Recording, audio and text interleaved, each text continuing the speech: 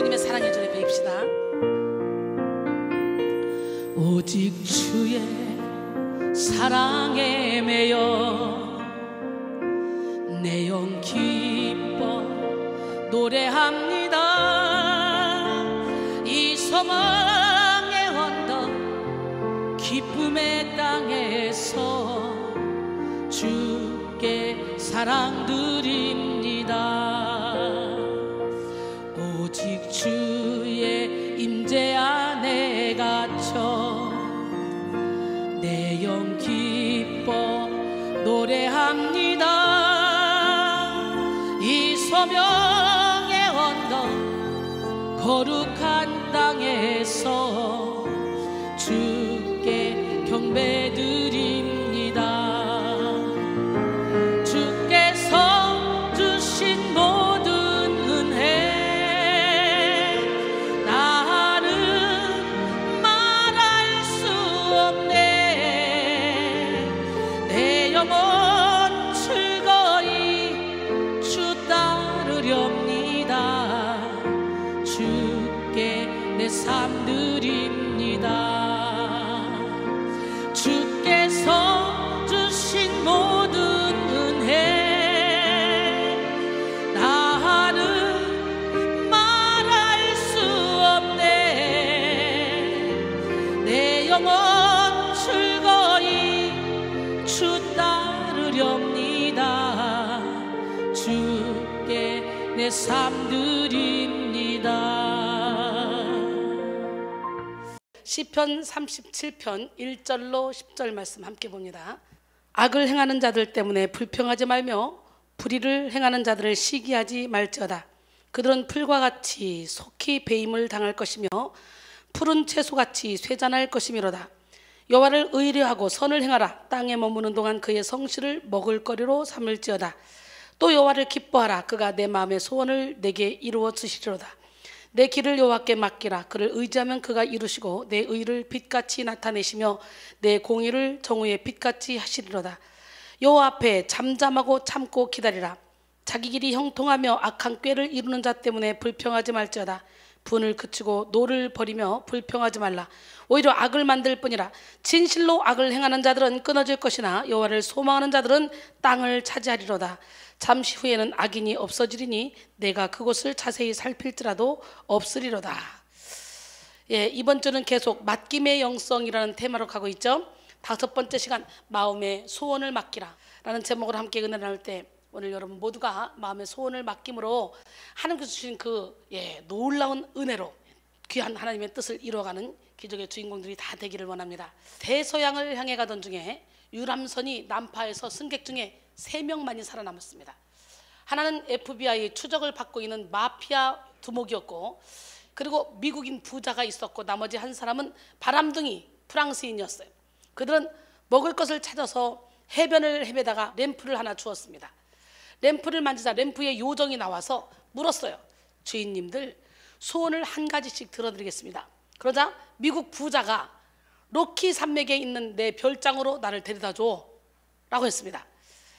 그러자 미국인 부자가 뿅 하고 사라졌어요. 그리고 바람둥이 프랑스인은 파리에 있는 내 애인에게 데려다 줘. 그러자 프랑스인도 뿅 하고 사라졌어요. 마지막으로 마피아 두목이 남았습니다. 그는 어차피 쫓기는 신세이기 때문에 갈 집도 없어요. 돌아가면 안 돼요. 그래서 그는 말했습니다. 나 심심하니까 쟤네들 다시 불러줘.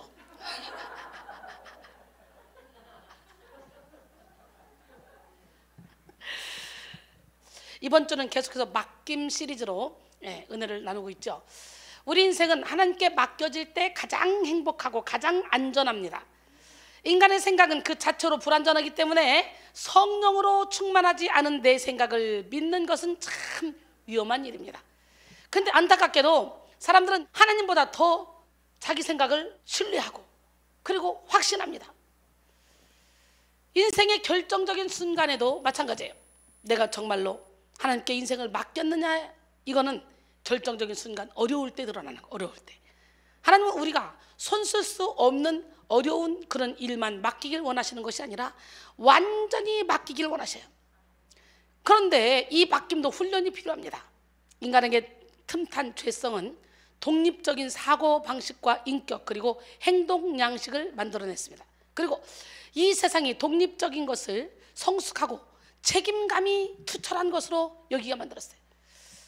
현대인들은 하나님을 의지하는 사람들의 모습을 미련하게 여기게 됐습니다. 요즘 세상이 어떤 시대인데 고리타분하게 하나님을 믿나?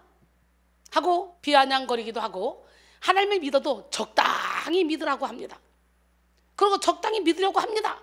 적당한 신앙의 태도는요, 종교를 가진 것처럼 보일 수는 있지만 하나님을 진정으로 신뢰하는 믿음이라고 할 수는 없죠. 그래서 라오디게아 교인들이 미지근하니까 하나님이 토해버린다 그러잖아. 적당한 신앙, 오늘 십자가에 못 박기를 원합니다.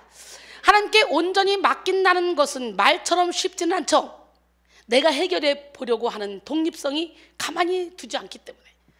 세상은 독립적인 사람을 참 잘한다, 참 생활력이 강하다 라고 말합니다. 칭찬하죠. 닮고 싶어 하기도 해요. 그런데요, 독립적인 사람들은 고와 같은 마인드를 가지고 있어요.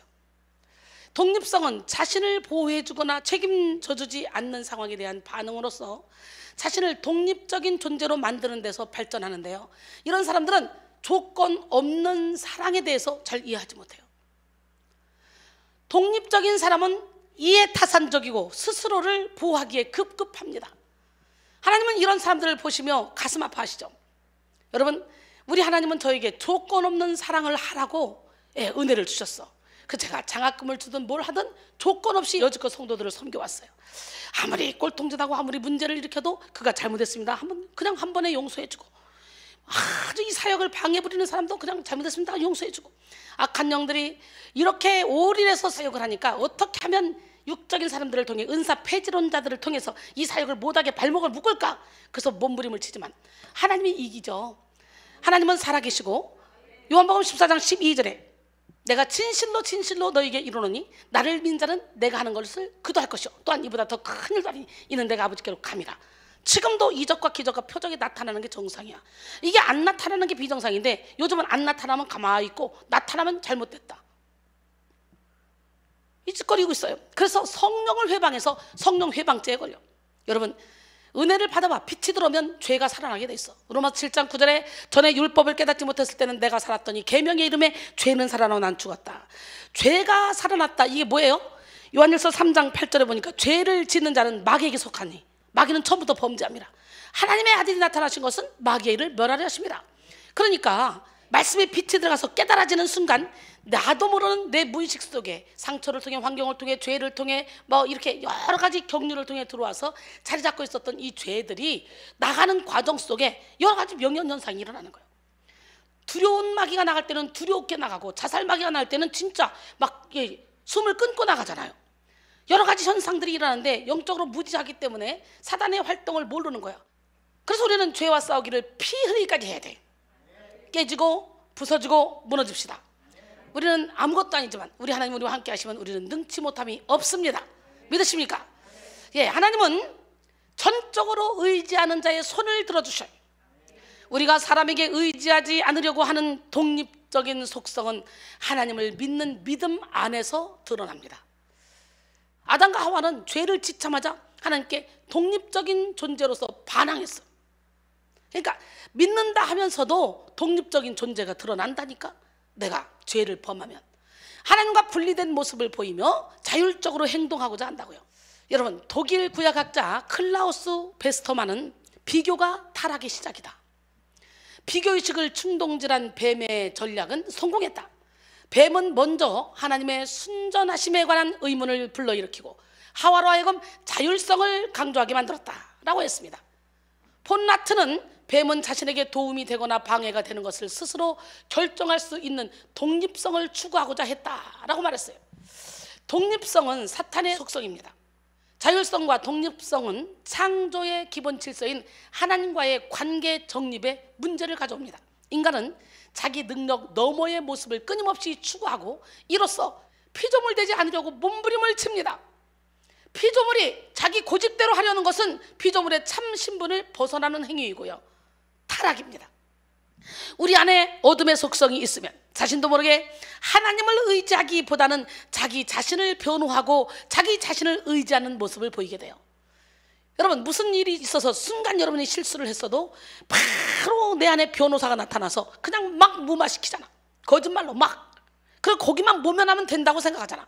그러나 하나님은 불꽃 같은 눈동자로 여러분을 지켜보고 계셔. 순간 나도 모르게 내 안에 이 악한 변호사가 막 변명을 했을지라도 바로 고쳐야 돼. 수정해야 돼. 어머, 내가 또 이걸 변명하네. 어머, 맞아, 내게 그런 의도가 있었던 것 같아.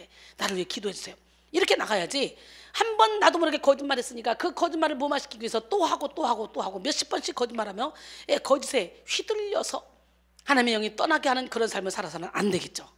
또 의존적인 사람이라고 할지라도 하나님을 의지하는 것이 세상적인 방법이나 지식 그리고 주변인들을 의존하여서 도무지 답이 안 나오는 인생을 사는 사람들도 많습니다. 여러분은 어떤 유형의 사람이십니까? 우리의 신앙 훈련은 결국 하나님께 맡기는 인생을 살아가기 위한 훈련입니다. 하나님은 우리 인생의 진정한 주인이십니다. 미천한 물건 하나도 주인의 손에 맡겨져야 제 역할을 할 수 있고 가치 있게 사용될 수 있습니다. 우리 인생은 불완전한 내가 이끌고 가기에는 너무나 불안해요. 완전하신 하나님께 빨리 맡겨드릴수록 지혜로운 인생을 살아갈 수가 있는 거예요. 소원도 마찬가지입니다. 소원에는 육적인 소원과 영적인 소원, 이 두 가지 종류가 있죠. 로마서 8장 6절로 7절, 우리 육신의 생각은 사망이요 영의 생각은 생명과 평안이니라. 육신의 생각은 하나님과 원수가 되나니 이는 하나님의 법에 굴복하지 아니할 뿐만 아니라 할 수도 없습니다 그랬어요. 육신에 있는 자들은 하나님을 기쁘시게 할 수 없다고 8절은 말하죠. 여러분, 오늘 육적인 소원을 십자가에 못 박기를 원합니다. 육적인 소원을 보면 육적인 소원은 철저히 나 중심적으로 생각해서 만든 소원이에요. 그 소원에는 하나님이 없어요. 하나님이 모르는 세상 사람들은 육적인 소원의 삶이 전부입니다. 내 가족, 내 물질, 내 건강, 내 사업장, 나의 성공이 최고예요. 우리는 육을 입고 태어났기 때문에 육적인 소원을 완전히 버리는 것이 정말 쉬운 일은 아니에요. 그러나 그리스도인이라 하면서도 육적인 소원만 원한다면 세상 사람들과 다를 것이 없는 거잖아요. 소설가 괴테는 우리의 소원은 우리 안에 있는 가능성의 예감이자 우리가 이루고자 하는 일의 예고다 라고 말했습니다. 육의 일에 가능성을 두고 육적인 일을 이루고자 하는 사람들이 육적인 소원을 품는 것입니다. 저는 그냥 자나깨나 영혼 살리는 일, 사람 살리는 일, 그거밖에 없잖아요. 자나깨나 영의 소원을 품고 있으니까 그 어디서든지 저는 항상 기뻐하고 행복하고 그 어디서든지 내 영혼은 천국을 누립니다. 요한일서 2장 15절로 17절, 이 세상이나 세상에 있는 것들을 사랑하지 말라. 누구든지 세상을 사랑하면 아버지의 사랑이 그 안에 있지 아니하니 이는 세상에 있는 모든 것이 육신의 정욕과 안목의 정욕과 이생의 자랑이니 다 아버지께로부터 온 것이 아니요 세상으로부터 온 것이라. 이 세상도 그 정욕도 지나가되 오직 하나님의 뜻을 행하는 자는 영원히 거하느니라. 할렐루야. 육적인 소원은 세상적으로 봤을 때 행운이나 복이라는 말로 표현될 수도 있습니다. 사람들은 육적인 소원을 이루기 위해서 모든 에너지와 물질, 시간을 투자합니다. 이 소원을 위해서 어떤 행동이라도 불사하는 사람도 있어요. 이 육적인 소원은 하나님이 주신 소원으로 둔감할 때가 있습니다. 영적인 소원인 척하는 이 육적인 소원이죠. 겉으로 봤을 때는 선한 소원이고 영적인 가치를 추구하는 소원같이 보입니다. 그런데 사실은 내가 원하는 기준과 욕심을 채우기 위한 포장일 때가 있다는 거지. 그래서 열심히 헌신하고 충성하고 봉사하고 전도하고 물질을 드리는데 육적인 소원을 이루기 위해서 내 의로 드리는 사람이 많다는 거지. 칭찬받으니까, 인정받기 위해서. 영적인 소원으로 포장된 육적인 소원을 분별해내는 방법이 있습니다. 그것은 여러분이 어느 지점에서 행복을 느끼느냐 하는 거예요. 여러분이 하나님으로 말미암은 소유나 성취에서 행복을 느낀다면, 내가 하나님 때문에 소유가 많아지고 막 이런 성취가 되고 여기에 내가 느낀다면 이거는 육적인 소원일 수 있습니다. 그러나 여러분이 하나님의 존재 자체나 하나님과 자신과의 깊은 경험에서 행복을 느낀다면 그것은 영적인 소원이죠. 하나님으로 인해 받는 축복을 바라며 성취를 바라고 있다면 그건 육적인 소원일 수가 있다는 거야. 엘버트 아인슈타인은 책상 하나와 의자 하나, 과일 한 접시, 그리고 바이올린, 사람이 행복해지기 위에 이외에 무엇이 더 필요한가? 라고 했어요. 물론 무조건 가지지 말고 살라는 건 아니에요. 그러나 소유가 자신의 행복의 근원이라면 그 행복은 잠시 있다가 없어질 안개와 같은 허망한 행복이라는 거지. 하나님과의 관계 속에서 행복을 바라고 누리는 사람은 사도 바울처럼 풍부해도 빈곤해도 처할 줄 아는 완전한 비결을 아는 사람이에요. 빌보 4장 11절로 13절, 내가 궁핍함으로 말하는 것이 아니니라. 어떠한 형편에든지 나는 자족하기를 배웠느니 나는 비천에 처할 줄도 알고 풍부에 처할 줄도 알아. 모든 일 곧 배부름과 배고픔과 풍부와 궁핍에도 처할 줄 아는 일체의 비결을 배웠노라. 내게 능력 주시는 자 안에서 내가 모든 것을 할 수 있느니라. 할렐루야. 에릭 브롬은 그의 책 소유냐 존재냐 에서 산업화로 인한 물질적 풍요가 가져오는 폐해를 지적하며 소유의 삶에서 존재의 삶으로 옮겨갈 것을 강조합니다. 무엇을 가짐으로, 무엇을 성취함으로 행복한 것이 아니라 하나님 안에서의 자신의 존재적 변화에서 행복을 누릴 수 있는 저와 여러분이 될 수 있기를 바랍니다. 성취는 하나님께 묶이고 또 우리는 기도로 하나님의 품에 우리를 내어드림으로 하나님의 일에 참여할 수 있게 하는 거예요. 여러분, 그럴 때 성취가 진짜 성취야. 우리는 오직 주님의 사랑의 줄에 매여야 돼. 에레미야 33장 2절로 3절, 일을 행하시는 여호와, 그것을 만들어 성취하시는 여호와, 그의 이름을 여호와라는 이가 이와 같이 이르시는도다. 너는 내게 부르짖으라. 내가 내게 응답하겠고 내가 알지 못하는 크고 은밀한 일을 내게 보이리라. 아멘. 주님의 사랑의 줄에 매입시다. 오직 주의 사랑에 매여 내 영 기뻐 노래합니다. 이 소망의 언덕 기쁨의 땅에서 주께 사랑 드립니다. 오직 주의 임재 안에 갇혀 내 영 기뻐 노래합니다.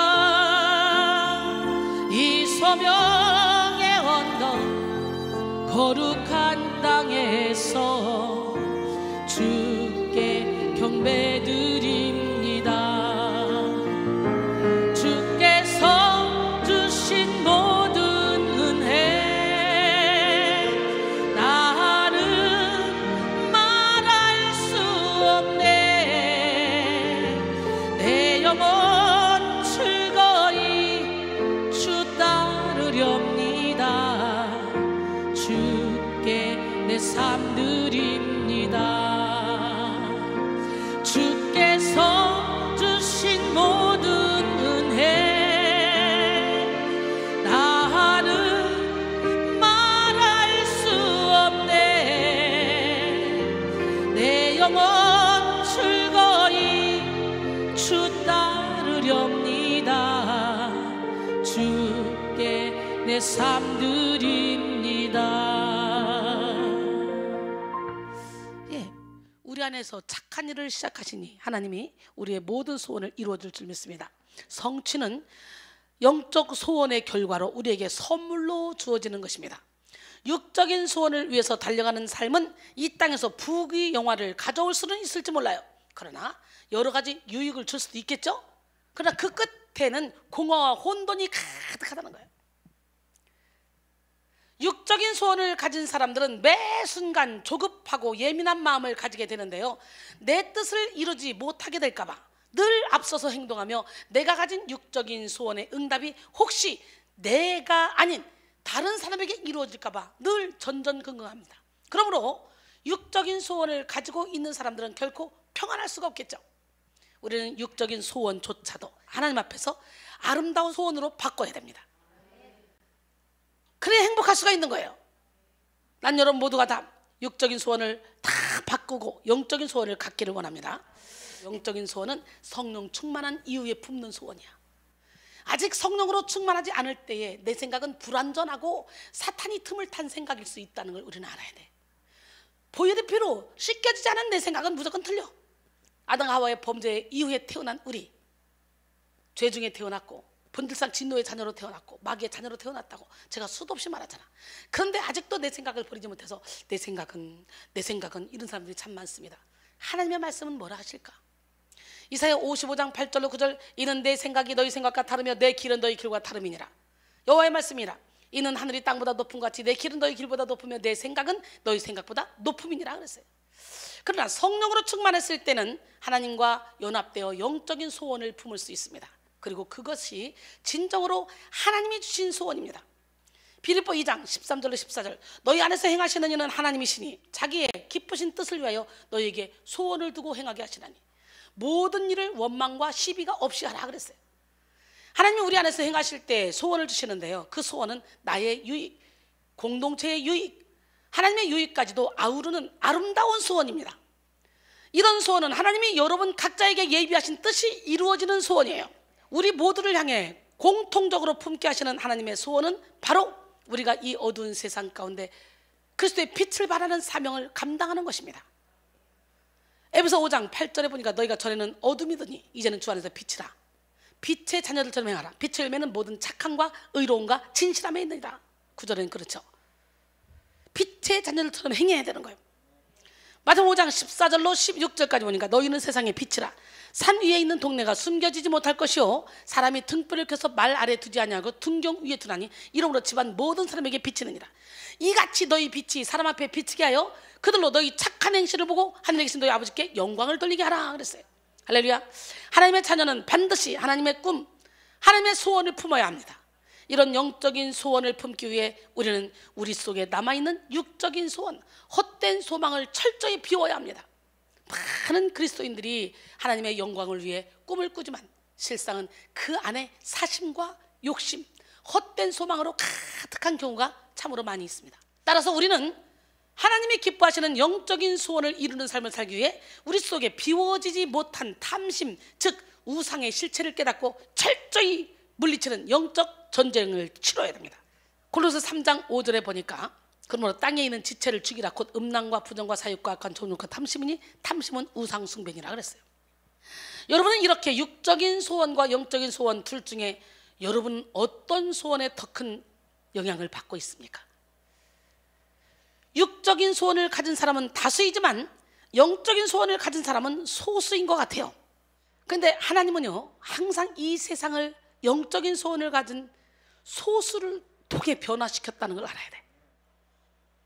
아유, 그래도 다수가 뽑았으니 잘하는 사람 뽑았겠지. 다수가 했으니.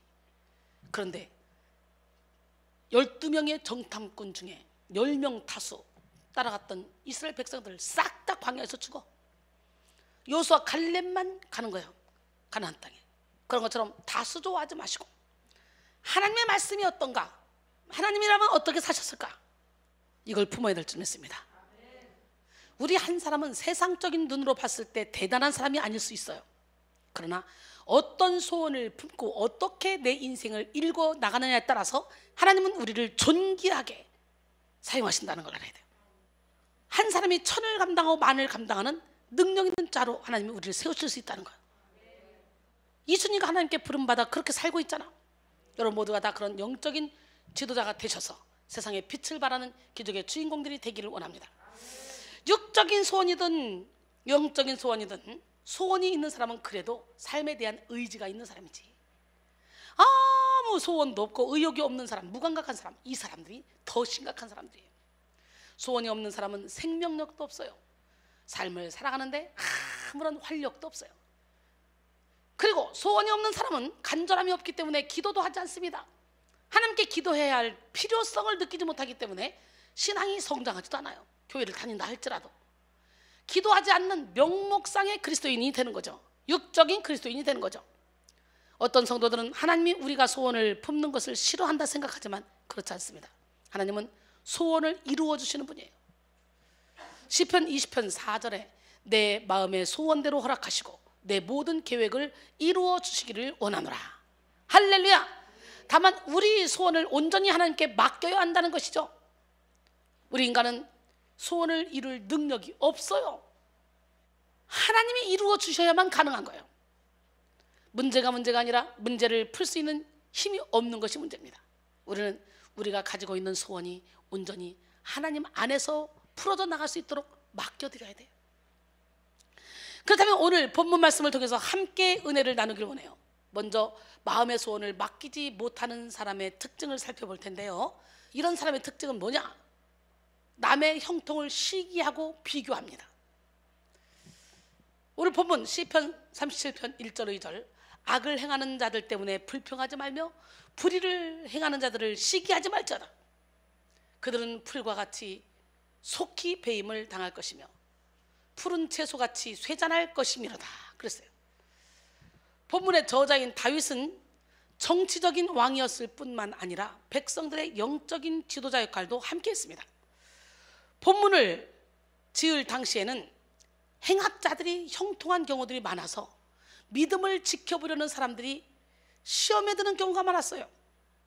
여러분, 지금도 행악자들이, 믿지 않는 자들이 더 형통한 걸 보잖아. 오히려 교회 안에서도 명목상의 그리스도인, 적당히 주일도 빠지고 돈 벌러 다니는 사람이 잘 사는 것 같이 보이기도 하잖아. 그래서 열심히 신앙을 가지고 기도하는 사람들은 오히려 영적 전쟁에 들어가서 고통 가운데 막 더 힘든 씨름을 하게 되잖아. 그러니까 대충 믿는 것이 더 잘 믿는 것처럼 느껴지기도 한다니까. 그러나 반드시 우리는 사도 바울의 고백이 있어야 돼. 율법을 깨닫지 못했을 때는 내가 살았어. 내가 교회를 다녀도 계명의 이름에 죄가 살아나고 난 죽었어. 예수님이 주인으로 오신가 빛이 들어가니까 어둠이 막 일어난 거지. 그때부터 어떻게 돼? 두 가지 법이 내 안에서 싸우는데 내가 자꾸 죄의 법으로 끌려가. 내가 나는 선을 행하려고 하는데, 그리고 탄식하죠. 자기에 대해서 오라 나는 곤고한 사람이로다. 누가 나를 이 사망을 보면서 건져내랴 탄식합니다. 그러니 철저히 자기 자신에 대해서 절망하고 하나님께 소망을 둬요. 나 이 얘기 설교할 때마다 합니다. 그런데도 불구하고 자기 자신에 대해서 절망하지 않고 아직도 자기가 살아 움직인 사람이 얼마나 많은지 몰라. 참으로 안타깝죠. 믿음 안에서 바르게 살아보려는 사람들이 소원을 가졌을 때 그것이 뜻대로 되지 않으면 막무가내로 살아가는 사람들의 형통함을 보면서 시기할 수 있습니다. 본문 1절에서 시기하지라는 말로 번역된 원어 택한 내는 몹시 부러워하다 라는 뜻으로서 번영과 성공을 누리는 사람들을 보며 감정적인 반응을 일으키거나 시기하는 것은 소원을 품다가 죄에 빠지는 것입니다. 이어서 2절에서는 행악자들, 불의를 행하는 자들이 형통한 것은 푸른 채소가 얼마 안가 말라버리는 것과 같다고 말씀하시죠. 성경에서 풀과 같은 것들은 허무한 것, 곧 사라질 것, 덧없는 것으로 많이 표현됩니다. 이사야 40장 7절로 8절 풀은 마르고 꽃이 시들면 여호와의 기운이 그 위에 불미라. 이 백성은 실로 풀이로다. 풀은 마르고 꽃은 시드나 우리 하나님의 말씀은 영원히 서리라 그랬어요. 푸른 채소도 마찬가지죠. 원어로 예레크떼쉐라는 말인데 한때는 정말 푸르고 싱싱하고 쌩쌩하지만 서리만 잠깐 내려도 곧 시들고 마는 것입니다. 풀과 같은 의미인 것이죠. 하나님 밖에서 이루는 번영과 성공은 이렇게 일시적이고 곧 사라지는 것입니다. 이 세상의 삶이 아무리 대단해 보일지라도 영혼의 세계에 빗댄다면 점 하나도 되지 못하는 짧은 생애입니다. 우리 그리스도인들은 이 땅에 살고 있으나 저 하늘의 시민권을 가진 천국 시민들이라는 걸 알아야 돼요. 빌립보 3장 20절로 21절 그러나 우리의 시민권은 하늘에 있는지라 거기로부터 구원하는 자 곧 주 예수 그리스도를 기다리나니 그는 만물을 자기에게 복종하게 하실 수 있는 자의 역사로 우리의 낮은 몸을 자기 영광의 몸의 형체와 같이 변하게 하시리라. 할렐루야.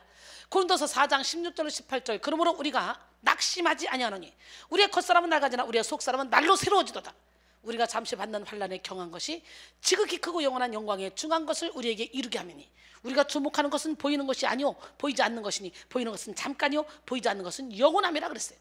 나는 오늘 시간에 여러분 보이지 않는 속사람을 키우는 그런 지혜로운 성도가 다 되길 원합니다. 우리는 영혼에 속한 영혼을 향해 달려가는 영적 존재들입니다. 이 하늘의 정체성을 잊지 않고 하나님의 소원을 품고 살아갈 때 결코 악인을 시기하거나 비교할 필요가 없는 거예요. 고린도서 5장 1절에 만일 땅에 있는 우리의 장막집이 무너지면 하나님께서 지으신 집 곧 손으로 지은 것이 아니오 하늘에 있는 영원한 집이 우리에게 있는 줄 아느니라 그랬어요. 이 세상에는 열심히 살아가는 사람들이 너무도 많이 있어요. 그 중에서 하나님 앞에서 소원을 이루어가는 사람, 그런 사람은 극소수인데요. 하나님 안에서 마음의 소원을 품고 달려가는데 누군가가 나보다 훨씬 잘 되는 것을 보면 마음의 평정을 찾기가 힘들기도 하죠. 나도 똑같이 와서 훈련했고 받았고 열심히 예물을 드렸고 헌신하고 전도했고 했는데 누구보다도 다 열심히 했는데 왜 저 사람은 저렇게 승승장구하고 영적으로 확 커가지고 저렇게 모든 사람에게 존경과 사랑을 받는데 나는 이게 뭐야? 시기 나고 질투가 나기도 한다니까.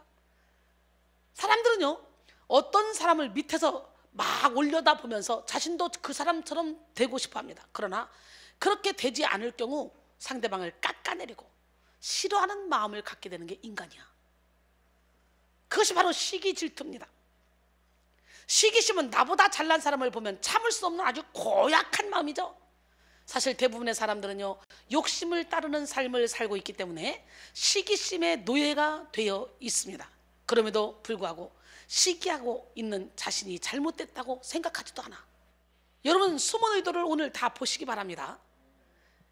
하나님은 우리의 중심을 보시는 분이에요. 따라합니다. 하나님이여, 나를 살피사 내 마음을 아시며 나를 시험하사 내 뜻을 하옵소서. 내게 무슨 악한 행위가 있나 보시고 나를 영원한 길로 인도하소서. 이 고백이 여러분의 고백이 되기를 원합니다. 할렐루야. 나는 여러분의 중심이 이리 흔들어보고 저리 흔들어보고 저리 흔들어봐도 항상 하나님께 깊이 뿌리박고 예수님께 깊이 뿌리박고 요동치 않는 그런 믿음을 갖는 중심이 되기를 원해요. 주께서는 심지가 견고한 자를 평강하고 평강하도록 지키시리니 이는 그가 주를 신뢰함이라. 이사야 26장 3절 말씀입니다.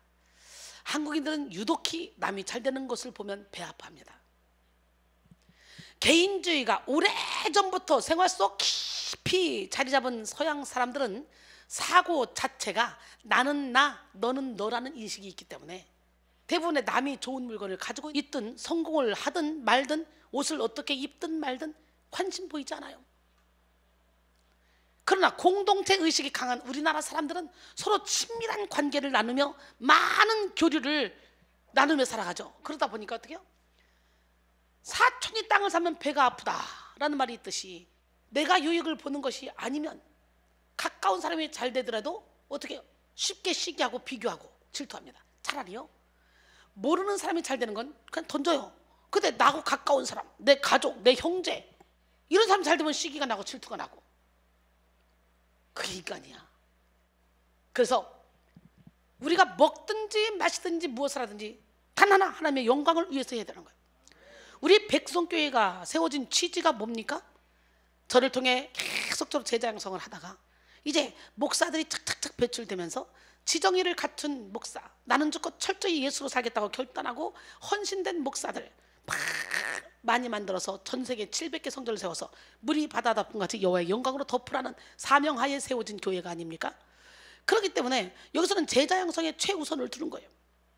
넘어지고 쓰러지고 자빠지고 매일 오펜다운 되지만 어느 순간에 슉 올라가서 자리를 딱 잡고 견고하게 서 있는 제자들을 보면서 또 인내하고 또 참고 또 기다려주는 거죠. 그래서 여기서 자기들끼리 시기하고 질투하고 자기들끼리 막 내가 잘하네 네가 잘하네 당짓고 그러면 이게 뭐가 되겠어? 아주 마귀 판이 되겠지. 교역자 몇 명 안 돼도 나는 누구 파, 아볼로파, 나는 베드로파, 나는 예수파, 나는 누구파, 바울파. 고린도 교회 성도들도 그랬잖아. 우리 교회가 그렇게 딱 전교회잖아요. 그러나 그거 안 키우잖아 하나님이. 여기서 그런 일이 벌어지면 여기는 제자 양성 아무것도 할 수가 없는 거예요. 오늘 시기 질투를 다 버리고 나보다 남을 낮게 여기는 여러분 모두가 되기를 원해요. 야고보서 3장 14절로 16절 그러나 너희 마음속에 독한 시기와 다툼이 있으면 자랑하지 말라. 진리를 거슬러 거짓말하지 말라.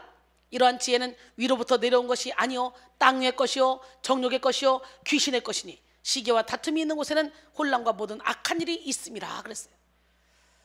엄친 딸, 엄친 아 이런 말이 있죠. 엄마 친구 아들, 엄마 친구 딸 뭐 이런 말로서 항상 부모들이 자기 자녀보다 잘 되는 것 같은 그런 친구 자녀들과 비교를 많이 해가지고 줄임말로 사용되죠. 마음의 소원을 하나님께 제대로 맡겨드리지 못하는 사람들은 늘 남들과 자신을 비교해서 피곤한 삶을 살아가요. 다 똑같으면 무슨 재미가 있어? 다 똑같이 백합이면 이 세상에 꽃이 뭐가 이뻐? 다 똑같이 장미면 이 세상에 꽃이 뭐가 이쁘냐고요. 다 나름대로의 자기의 사명이 있는 거예요. 신묘막측하게 지으셨잖아. 응? 77억 인구가 넘는다는데 다 다르잖아. 다 달라. 자꾸 비교의식 갖고 경쟁하고 시기 질투하지 말고. 시기 질투하는 사람들은요, 타인을 통해 자기 만족을 얻기 때문에 언제나 마음속에 불만족이 자리를 하고 있습니다. 결국 그들은 비교를 통해 오는 만족함이 없을 때 낙심되게 되고 자괴감에 빠지게 되죠. 내가 여기서 비교해서 제일 으뜸이다 싶어도 나보다 더 똑똑한 사람 딴 데 수도 없이 많아. 그러니까 비교의식 가지면 계속 고통스러울 뿐이야. 창조의식을 갖기를 원합니다. 공동체의식을 갖기를 원합니다. 비교의식을 가진 결과는 뭡니까? 영혼은 피폐해지고 자신의 주변에 있는 사람까지도 힘들어지는 거죠. 비교의식을 가지고 있는 사람은 나 자신만 괴롭히는 것이 아니라 다른 사람을 대할 때도 항상 비교 조건을 가지고 평가하고 저울질을 합니다. 그래서 비교의식을 가지고 있는 사람의 가족들은 힘이 든 거예요. 늘 자신이 불행하고 비교만 하는 주부가 있었습니다. 아이가 다른 또래 아이들보다 뒤진다고 느끼면 견딜 수가 없었어. 아이가 학년 초 시험에서 100점을 맞고 왔을 때 아이는 드디어 엄마가 나를 칭찬해 줄 거야 라는 마음으로 기대하고 당당하게 성적표를 주었습니다. 그런데 이 엄마는 성적표를 받자마자 앞집 영식이는 몇 점 맞았어? 90점이요. 그러면 와, 칭찬해야 되잖아. 그렇게 비교했으면. 그래서 엄마가 다시 물어요. 오늘 시험에서 몇 명이나 100점을 맞았어? 그래서 아이는 너무 화가 나잖아요. 몰라요. 제가 그걸 어떻게 알아요? 엄마는 그럴 줄 알았다는 듯이 시험이 쉬웠나 보구나 라고 했습니다. 이 광경을 보고 있던 남편이 아니 100점이면 말 다 했지 뭘 더 바라는 거야? 라고 했습니다. 아내는 발끈하면서 그러니까 당신이 그 모양인 거야. 앞집 남자 보세요. 승진도 잘하고 성격도 좋고 애들 교육에 얼마나 신경을 많이 쓰는 줄 알아요? 이 말을 들은 남자는 너무 화가 나서 그럼 당신은 학교 다닐 때 그렇게 맨날 어려운 시험 100점 맞고 전교 1등만 했어? 하며 끊임없이 싸웠다고 합니다. 하나님의 방법은 비교의식이 아니라 창조의식이에요. 마음에 소원을 두고 행하실 때 누군가와 비교해서 더 나은 삶을 살게 하는 것이 아니라 독특한 내 삶을 일구어가게 하시는 것이죠. 갈라디아서 5장 24절로 26절 그리스도 예수의 사람들은 육체와 함께 그 정욕과 탐심을 십자가에 못 박았느니라. 만일 우리가 성령으로 살면 또한 성령으로 행할지니 헛된 영광을 구하여 서로 노엽게 하거나 서로 투기하지 말지니라 그랬어요. 세르반테스는 모든 비교는 나쁜 것이다. 따라서 결코 사람들끼리 비교를 해서는 안 된다 라고 했습니다. 요제프 킬슈너는 자기와 다른 사람을 비교하며 누가 우위인지를 끊임없이 신경 쓰는 사람은 여유 있는 기분으로 살 수 없다. 평온한 생활을 할 수 없는 것이다 라고 했습니다. 비교의식의 결과는 항상 내 손해로 나타납니다. 어떤 사람들은 비교의식이 동기부여에 좋다고 합니다. 그런 식의 동기부여는 병적인 에너지를 만들어냅니다. 내면에 평강이 없이 나를 끝이 없는 경쟁으로 내몰아가는 거죠. 앞서도 말씀드렸듯이 비교의식은 인류 최초의 아담과 하와로 하여금 선악과를 따먹도록 충동질하는 사탄의 도구였으며 그로 인해 하와는 자율성을 추구하게 되었다는 거죠. 너 이거 먹으면 너도 하나님처럼 되는 거야. 자율성은 내 힘으로 어떻게 해보고자 하는 속성입니다. 잘 나가는 사람을 보면 견딜 수 없어. 그래서 조급해서 뭐라도 내가 해야 되겠다 하고 몸을 움직입니다. 그러나 이런 행동양식의 끝은 지침과 허무함이 남아있을 뿐이죠. 세상에는 분명히 내가 가지고 있는 소원을 이미 이룬 사람들이 많이 있죠. 그 사람들에 대하여 비교의식을 가지거나 아니면 부러워하고 질투하는 것은 어리석은 일이에요. 오히려 도전받고 달려가야지. 배워야지. 오히려 내 소원이 온전히 하나님 손에 맡겨지지 못하게 하는 사탄의 계략이 바로 비교의식이라는 걸 깨닫고 우리는 나보다 잘 나가는 사람이 있으면 도전받고 하나라도 배우고 어린아이한테라도 배우고 발전 있는 삶을 살기를 원합니다. 믿음의 눈을 들어 보십시오. 하나님이 여러분에게 허락하신 좋은 것들이 너무도 많이 있습니다. 일단 여러분 지금 저와 여러분의 만남, 이 백성교회를 만남 얼마나 행복합니까? 우리 교회는 그냥 예배 자체가 축제잖아요. 우리는 뭐 강요성을 띄우는 곳이 아니잖아요. 헌신하든 봉사하든 충성하든 강요성을 띄우는 것이 아니라 언제든지 자유롭게 와서 예배를 드리고 편안하게 마음껏 영양식을 먹고 그리고 돌아가서 마음껏 이 땅에서도 천국을 누리며 살아가잖아. 나 자신도 모르게 내가 변화되는 나를 발견하게 되잖아요.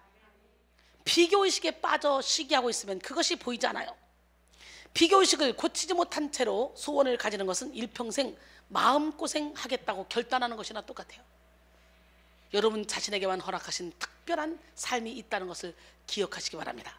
마음의 소원도 내적 치유가 이루어진 후에야 하나님께 온전히 맡길 수가 있는 거예요.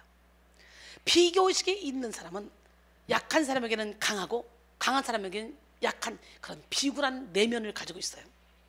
우리는 먼저 내면의 질서를 세워야 돼요. 마음의 소원을 이루기 위해서는 소원을 이루기 위한 환경적인 조건을 만들어가는 것도 중요하지만 먼저 내 내면의 질서를 세워야 된다는 거지. 먼저 사람의 인정을 받기 위한 소원이 아니라 하나님 앞에서 빛나고 인정받는 그런 삶을 살아야 되는 거예요. 하나님 앞에서의 삶, 코람데오의 삶을 살아야 되는 거예요. 갈라디아서 1장 10절에 이제 내가 사람들에게 좋게 하랴? 하나님께 좋게 하랴? 사람들에게 기쁨을 구하랴? 내가 지금까지 사람들의 기쁨을 구하였다면 그리스도의 종이 아니니라 그랬어요. 직장사역연구소 소장 원용일 목사는 비교의식에 대해서 하나님 우리를 만드실 때 다르게 만드셨습니다. 다른 것은 틀린 것이 아닙니다. 달라야 역동이 생기고 재미가 있고 다양한 변화가 있고 시너지를 만들어냅니다.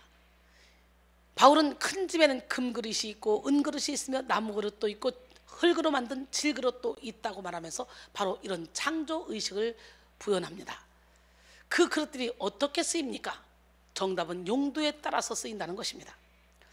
그 용도대로 제대로 자신을 정결하게 하면 어떤 재질이든지 귀하게 쓰는 그릇이 됩니다.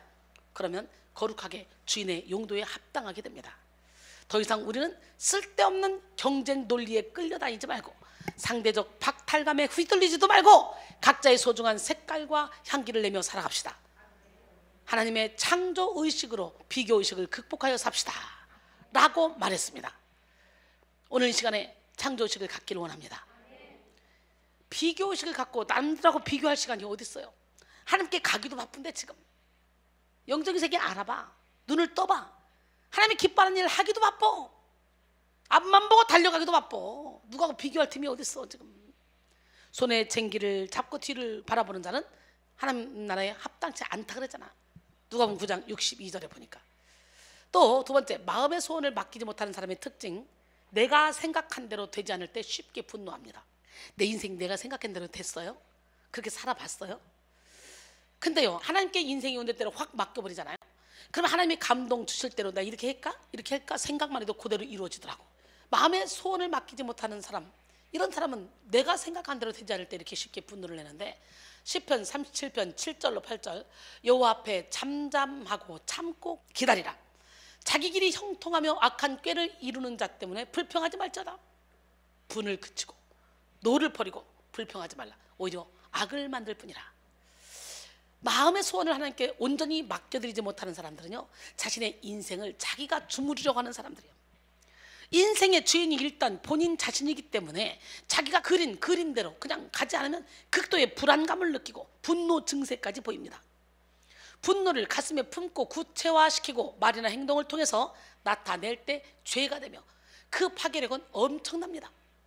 인류 최초의 가족이었던 아담의 장남 가인이 분노로 동생 아벨을 돌로 쳐 죽일 때 그 가정이 풍비박산.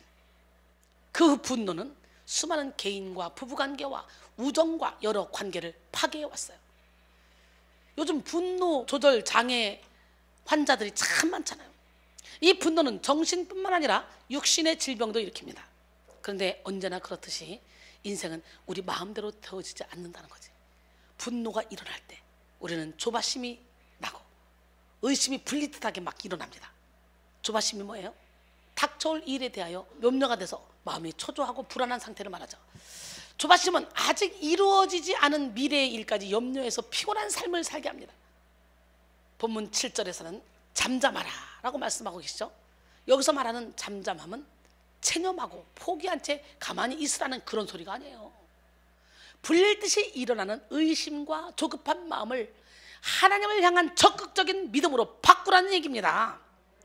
하나님과 관계없이 세상에서 형통한 사람들은 육적인 소원을 품고 자신들의 계획대로 살아갑니다. 다윗은 이런 삶을 사는 사람들을 부러워하지 말라고 말하고 있는 거예요. 이들의 형통은 일시적인 것이며 결국 사라질 것이기 때문입니다. 또한 참고 기다리라는 말은 조용히 아무것도 하지 않고 꾹 참으라는 그런 것이 아니라 원어적으로 볼 때 몸부림치다 라는 말이라고 합니다. 여인이 아이를 해산할 때 너무 고통스러워서 나오는 동안 몸부림을 치게 되는데 그럼에도 아이를 볼 생각에 끊임없이 포기하지 않는 것처럼 여러분의 기다림에 처절한 고통이 따른다 할지라도 끝까지 가야 한다는 말씀이에요. 누가복음 11장 5절로 8절 또 이르시되 너희 중에 누가 벗이 있는데 밤중에 그에게 가서 말하기를 벗이여 떡 3덩이를 내게 구워달라. 내 벗이 여행 중에 내게 왔으나 내가 먹일 것이 없노라 하면 그가 안에서 대답하여 이르되 나를 괴롭게 하지 말라. 문이 이미 닫혔고 아이들이 나와 함께 침실에 누웠으니 일어나 내게 줄 수가 없노라 하겠느냐? 내가 너에게 말하노니 비록 벗됨으로 인하여서는 일어나서 주지 않을지라도 그 간청함을 인하여 일어나 그 요구대로 주리라. 잠자는데 자꾸 문 두드리면 간청함을 인하여 줄 수밖에 없잖아.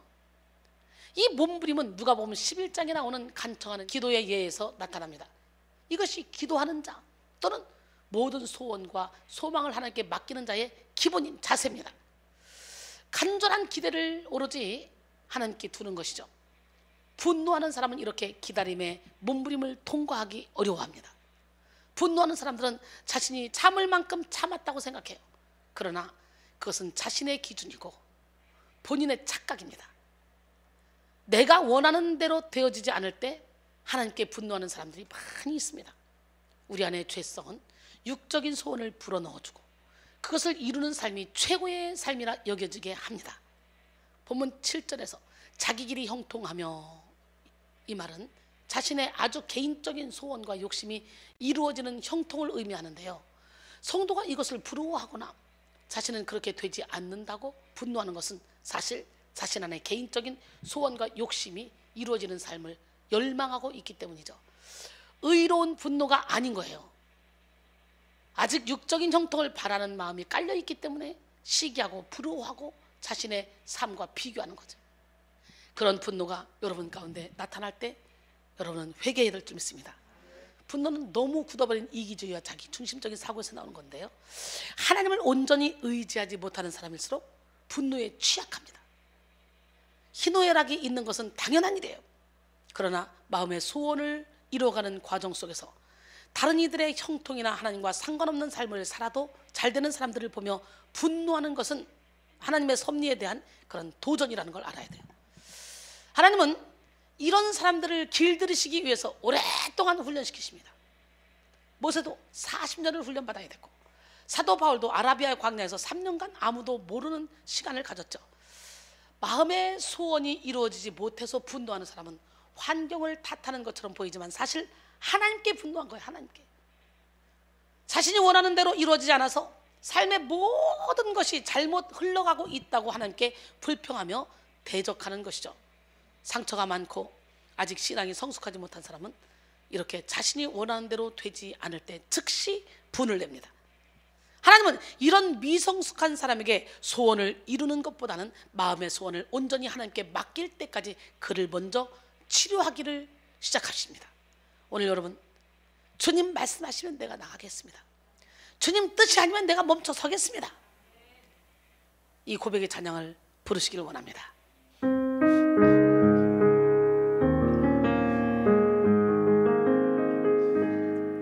주님 말씀하시면 내가 나가리다.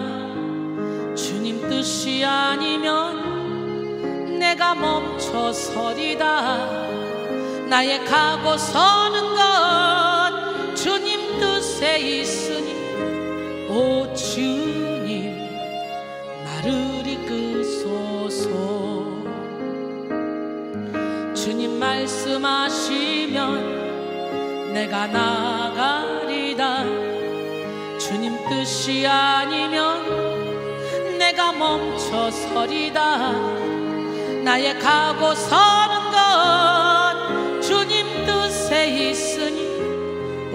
주님 나를 이끄소서. 뜻하신 그곳에 나 있기 원합니다. 이끄시는 대로 순종하며 살리니 연약한 내 영혼 통하여 일하소서. 주님 나라와 그 뜻을 위하여 뜻하신 그곳에 나 있기 원합니다. 이끄시는 대로 순종하며 살리니 연약한 내 영혼 통하여 일하소서.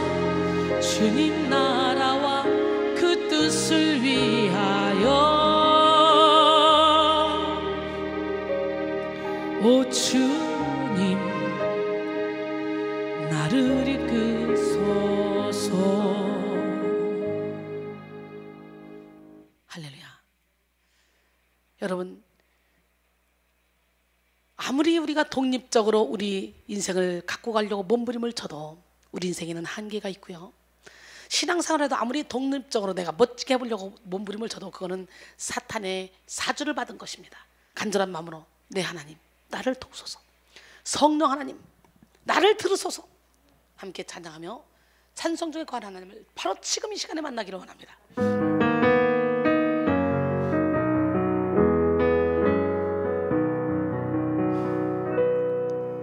내 하나님 나를 들으소서. 성령 하나님 나를 도우소서. 내 안에 모든 것 주를 갈망하니 내 속에 모든 것 주만 바라니다. 내 하나님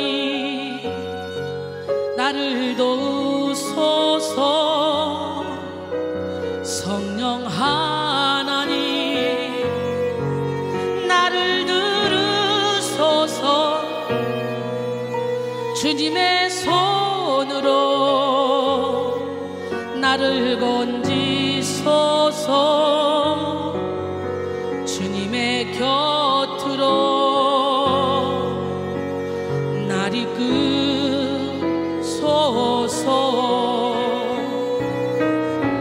내가 새벽 날개를 치며 저 바다 끝에 거할지라도 내가 하늘에 올라갈지라도 주는 거기 계시며 인도하시네. 내가 새벽 날개를 치며 저 바다 끝에 거할지라도 내가 하늘에 올라갈지라도 주는 거기 계시며 인도하시네.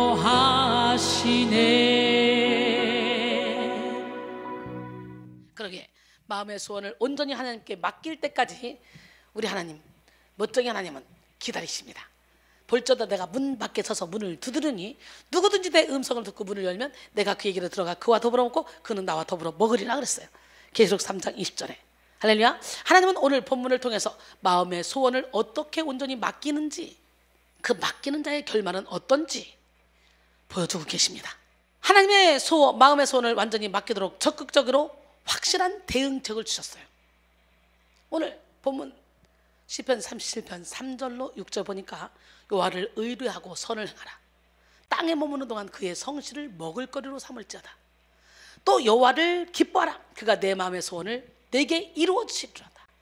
내 길을 여호와께 맡기라. 그를 의지하면 그가 이루시고 내 의를 빛같이 나타내시며 내 공의를 정오의 빛같이 하시리로다. 할렐루야. 오늘 본문 처음 부분에서는 하지 말라는 식의 소극적인 권면을 했습니다. 그런데 3절에서 6절은 하라는 식의 적극적인 권면을 하고 있어요. 우리 마음의 소원을 하나님께 맡기기 위해서는요, 소극적으로 하나님이 기뻐하시지 않는 것에 대해서 하지 않는 것 정도의 소극적인 대응이 아니라 적극적으로 하나님의 뜻을 찾고 신뢰해야 합니다. 의뢰하라, 행하라, 삼을지어다, 기뻐하라, 맡기라 등의 명령령은 능동 명령령으로서 보다 확고한 대응책을 주고 있습니다. 그렇다면 하나님이 주시는 확실한 맡김의 방법은 어떤 것이 있을까요? 먼저 여호와를 의뢰하고 선을 행하는 것입니다. 본문 3절에 의뢰하다라는 말의 원어는 빠타흐인데요, 신뢰하다라는 말로서 더 자세히는 그 대상 속으로 들어가다라는 의미를 담고 있습니다. 하나님을 의뢰한다는 말은 하나님을 신뢰한다는 것이에요. 즉 하나님을 절대자로 의존하는 것이죠. 하나님을 의뢰하는 사람은 하나님과 하나님의 말씀에 목숨 걸게 됩니다. 빌립보 4장 9절에 너희는 내게 배우고 받고 듣고 본바를 행하라. 그리하면 평강의 하나님이 너희와 함께 하시리라. 할렐루야. 그럴 때 소원을 이룰 수 있다는 말씀이에요. 요한복음 15장 5절에 나는 포도나무여 너희는 가지라. 그가 내 안에 내가 그 안에 거하면 사람이 열매를 많이 맺나니 나를 떠나서는 너희가 아무것도 할 수 없음이라 그랬어요. 바로 이 요한복음 15장에 나오는 예수님과의 연합과 같은 그런 의미죠. 성경이 말하는 의뢰는 하나님 안으로 들어가는 거예요. 하나님 안에 거하는 것이죠. 인격적인 연합이에요. 브레넌 매닝은 자신의 책 신뢰에서 하나님을 향한 우리의 신뢰는 가차 없는 신뢰여야 한다라고 말합니다. 가차 없다라는 형용사는 연민이 없다라는 뜻인데요, 브레넌 매닝은 이 말을 자기 연민이 없다라는 뜻으로 사용해서 하나님을 향한 우리의 신뢰는 자기 연민이 없는 신뢰여야 된다는 거예요. 자기 연민은 신뢰의 가장 큰 대적입니다. 자기 연민은 끊임없이 자기를 보호하려고 하고 모든 시선이 자기에게만 머물게 해서 진정한 의미의 연합을 이룰 수 없습니다. 우리 모두 자기 연민을 내려놓고 예수님과의 깊은 연합을 누리시기를 소원합니다. 또 선을 행하라는 것은 나무가 열매를 맺기까지 상당한 노력과 시간이 필요하듯이 상당한 노력을 기울여서 결과물을 만들어내는 것을 의미합니다. 선을 행하는 것이 곧바로 되는 것이 아니라 계속적인 노력과 의지가 필요하다는 것을 의미하는 거예요. 여호와를 의뢰하는 것과 선을 행하는 것에는 공통점이 있어요. 그것은 하나님이 원하시는 뜻에 내 뜻을 걸어야 한다는 거지. 우리가 소원을 품을 때 그것을 하나님이 응답해 주시기 원한다면 반드시 하나님 안에 거하며 하나님이 원하시는 선을 행하기 위해서 지속적인 노력을 해야 되는 거예요. 주님 나의 구원, 유일한 나의 소망이 되십니다. 그 하나님께 나의 삶을 맡겨드리는 거예요.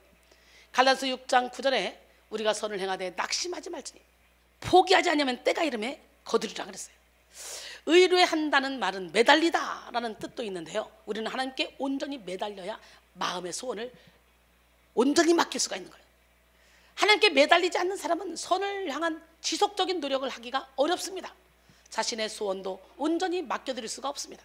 이 말씀은 후반절에서 땅에 거하고 그의 성실을 먹을거리로 삼을지어다 라는 말에서 더 잘 나옵니다.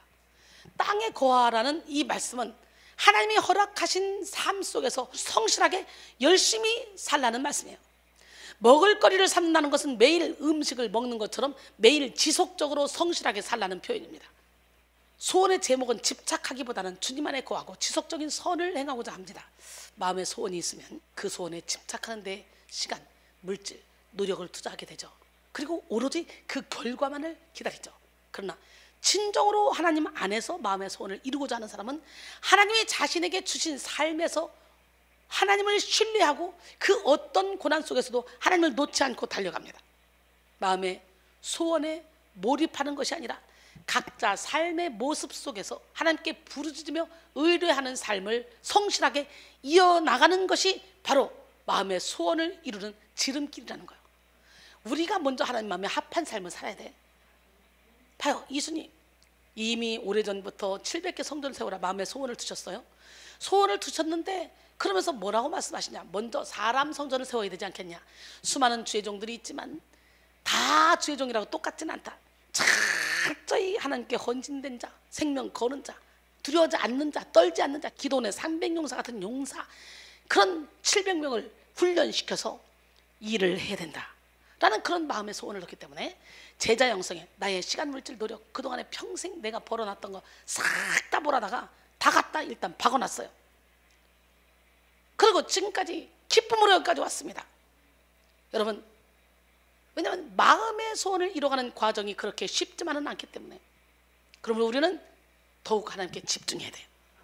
하나님께 집중할 때 큰 태산 같은 문제도 평지처럼 느껴지고, 하나님께 몰입할 때 인생의 거센 파도를 뚫고 나갈 수가 있는 거예요. 하나님은 우리에게 가장 좋은 길을 주시기 위해서 우리의 삶에 거친 파도와 풍랑을 허락하실 때가 많이 있습니다. 그럴 때 소원에 집착하는 사람은 결코 마음의 소원을 하나님께 맡겨드릴 수 없고 그 소원을 이룰 수조차도 없습니다. 하나님만 바라보고 성실하게 믿음을 지켜나가는 동안에 하나님이 선물로 마음의 소원까지도 이루어 주시는 것이죠. 시편 107편 25절로 31절, 여호와께서 명령하신즉 광풍이 일어나 바닷물결을 일으키는도다. 그들이 하늘로 솟구쳤다가 깊은 곳으로 내려가나니 그 위험 때문에 그들의 영혼이 녹는도다. 그들이 이리저리 구르며 취한 자같이 비틀거리니 그들의 모든 지각이 혼돈 속에 빠지는도다. 이에 그들이 그들의 고통 때문에 여호와께 부르짖음에 그가 그들의 고통에서 그들을 인도하여 내시고 광풍을 고요하게 하사 물결도 잔잔하게 하시는도다. 그들이 평온함으로 말미암아 기뻐하는 중에 여호와께서 그들이 바라는 항구로 인도하시는도다. 여호와의 인자하심과 인생에게 행하신 기적으로 말미암아 그를 찬송할지로다. 할렐루야. 어떤 상황 가운데서도 하나님을 의뢰하고 그분의 선을 이루는 일을 행함으로 온전히 자신을 내어드려서 궁극적이고 충만한 소원을 온전히 이루시는 저와 여러분이 되기를 소원합니다. 그 다음에 확실한 맡김의 방법은 여호와를 기뻐하는 것입니다.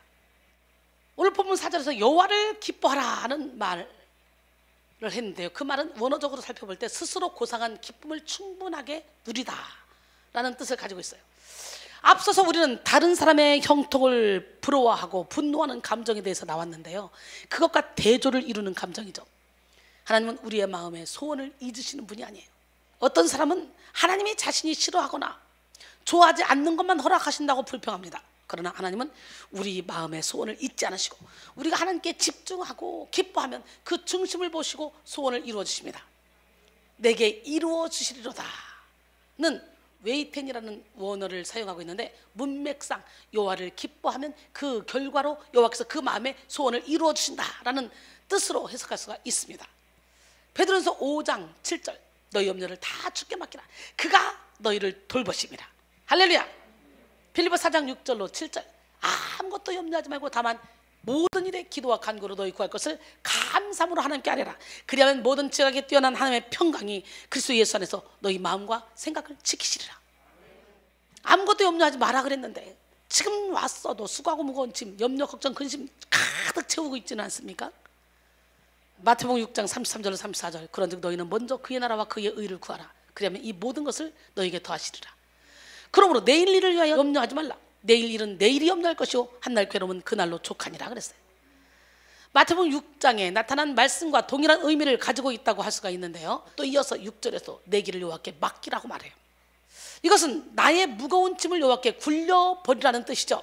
인생의 짐이 너무도 무거워 차마 질 수 없는 사람이 하나님께 자신의 짐을 모두 위임하는 것을 의미합니다. 오늘 수고하고 무거운 짐을 다 주님께 맡겨버립시다. 하나님은 이런 자를 기뻐하십니다. 자신의 모든 짐을 자기가 지려고 하는 사람은 마음의 소원을 이룰 수가 없습니다. 내게 주어진 남은 인생의 모든 짐과 마음의 소원을 하나님이 책임지시고 완성시키시리라는 그런 소망, 그 소망이 있는 사람에게 역사가 일어나는 거예요. 할렐루야. 1500년 초 독일의 아이스레벤 성당에서 성가대가 성가 연습을 하고 있을 때의 이야기입니다. 한 소년의 노래소리가 문 밖에서 조용히 들려와요.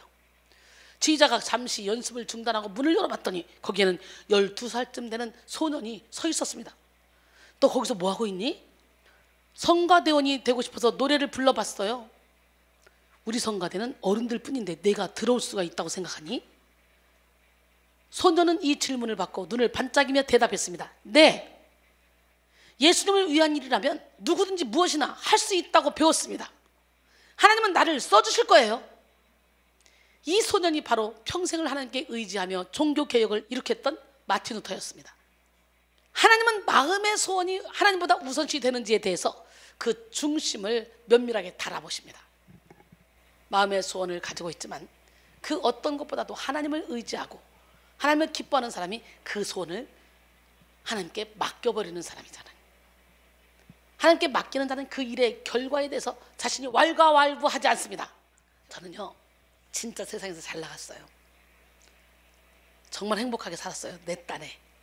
그런데 영적인 세계에 깊이 들어가고 나니까 하나님께서 마음의 소원을 두시고 계속 행하게 하시는데 처음에는 막 기도를 시키는 거예요. 그러니까 하루도 안 빠지고 매일 기도하러 오는데요, 365일 기도하는데 항상 기도할 때 기도 제목을 항상 봉투에 써서 예물을 올려놓고 정성을 다해서 기도하게 하시더라고요. 그러면서 막 영이 확 열리기 시작하는 거예요.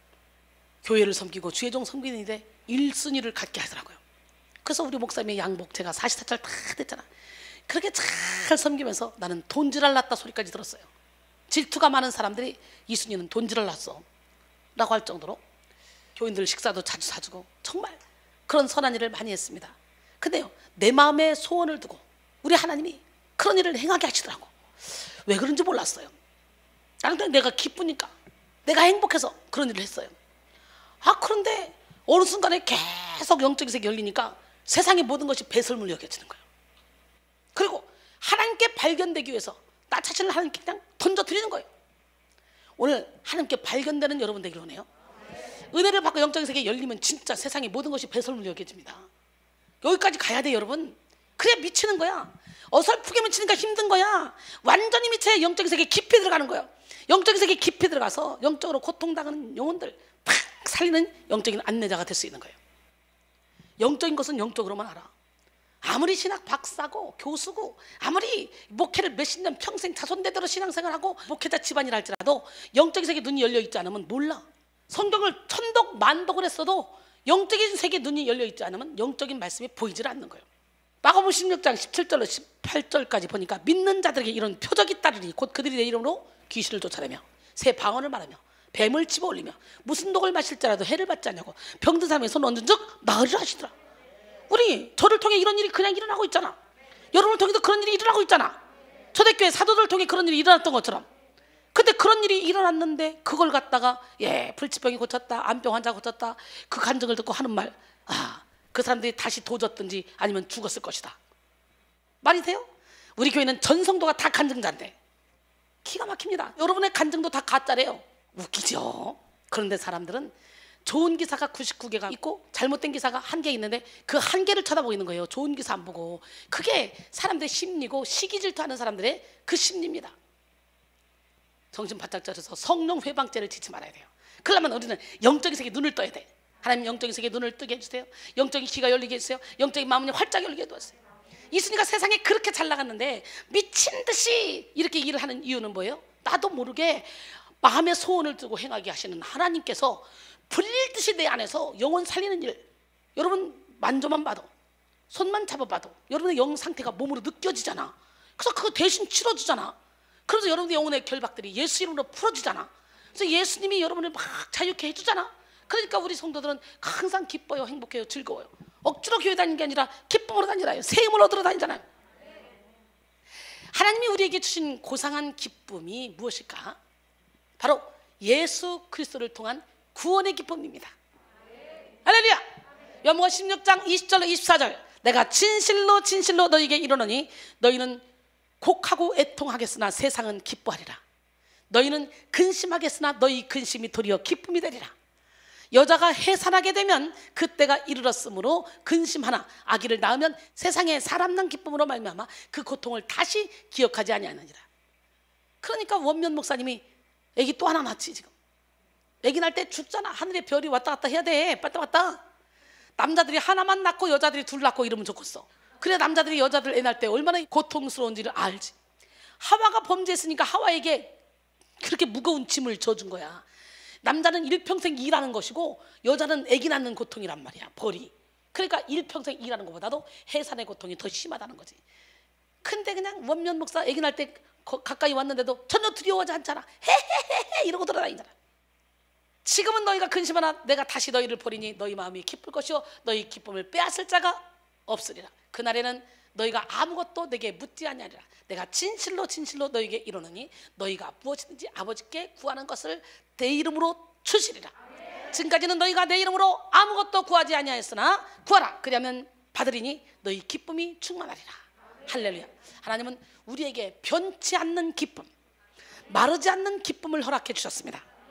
예수 그리스도를 통한 구원의 기쁨인데요, 이 기쁨을 순수하게 누리며 살아간다는 것은 인생 최대의 축복입니다. 마음의 소원을 이루는 것보다도 훨씬 더 감사한 일이죠. 그런데 믿음이 연약한 사람은 마음의 소원 때문에 골몰하느라 하나님이 주신 기쁨을 잊어버리기도 해요. 하나님을 기뻐하는 것이 우리의 힘입니다. 느헤미야 8장 10절에 근심하지 말라. 여호와로 인하여 기뻐하는 것이 너희의 힘이니라. 할렐루야.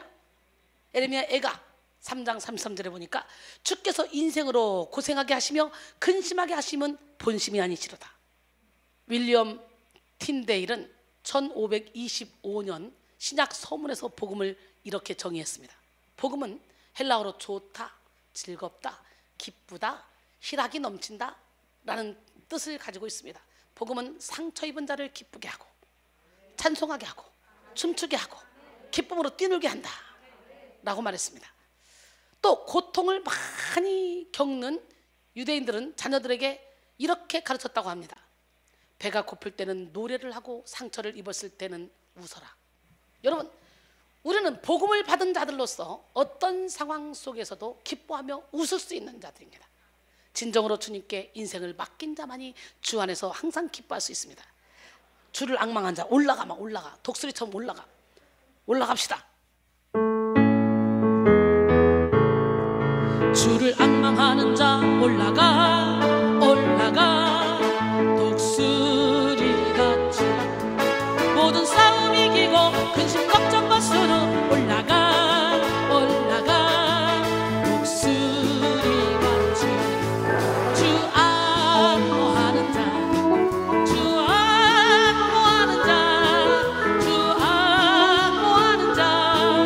늘 강건하리라. 주를 앙모하는 자 걸어가 고단치 않네. 길을 잃은 양떼를 두루 찾아다니며 걸어가 고단치 않네. 주 앙모하는 자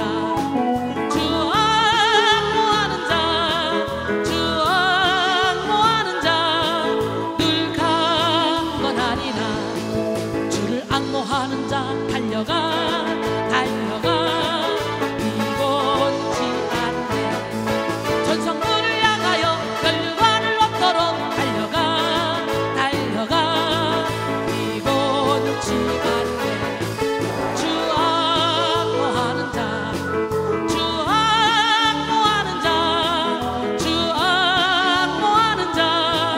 늘 강건하리라.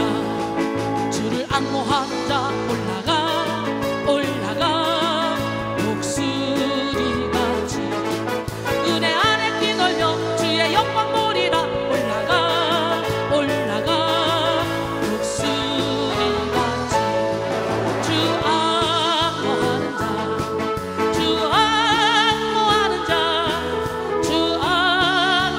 자 늘 강건하리라. 사탄은 우리가 예수 안에 진정으로 기뻐할 때, 또 기쁨으로 찬양할 때 떠나간다는 거 깨닫고 오늘 시간에 이 어둠의 영을 예수 이름으로 몰아내는 기적의 주인공이 되기를 원합니다. 마귀를 물리치는 강력한 무기가 바로 예수로 인해서 기뻐하는 거예요. 사랑하는 여러분, 마음의 소원을 이룰 수 있도록 허락해 주시는 분은 오직 예수밖에 없습니다. 하나님만을 기뻐하고 그분을 예배하는 삶을 살면 우리의 삶을 아름답게 이끌어 가십니다. 시편 91편 9절로 13절 내가 말하기를 여호와는 나의 피난처시라 하고 지존자를 너의 거처로 삼았으므로 화가 내게 미치지 못하며 재앙이 내 장막에 가까이 오지 못하리니 그가 너를 위하여 그의 천사들을 명령하사 내 모든 길에서 너를 지키게 하심이라. 그들이 그들의 손으로 너를 붙들어 발이 돌에 부딪히지 아니하게 하리로다. 내가 사자와 독사를 밟으며 젊은 사자와 뱀을 발로 누리리로다 그랬어요. 여호와를 피난처로 삼을 때 주님 나의 구원, 유일한 나의 소망입니다. 할렐루야. 예.